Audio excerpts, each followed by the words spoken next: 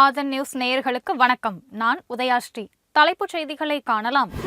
மாநிலங்களவை உறுப்பினர் தேர்தலில் போட்டியிடும் திமுக வேட்பாளர்கள் அறிவிப்பு. பி. வில்சனுக்கு மீண்டும் வாய்ப்பு.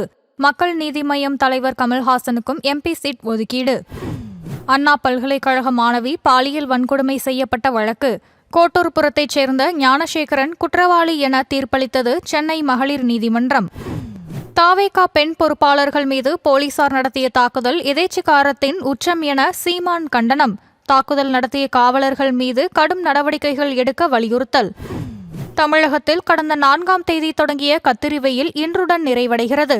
இந்த ஆண்டு வெப்பம் இயல்பை விட அதிகரிக்கும் என்று தகவல்.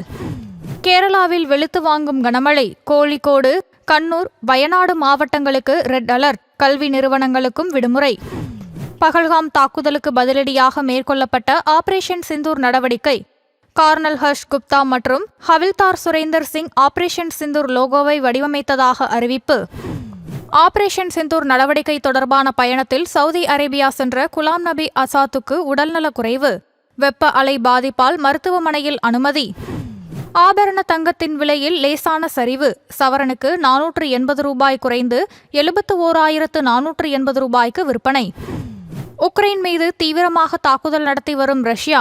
அடுக்கடுக்கான குண்டுவீச்சு மற்றும் ட்ரோன் தாக்குதலால் எல்லையோர 4 கிராமங்கள் கைப்பற்றியது ரஷ்ய ராணுவம்.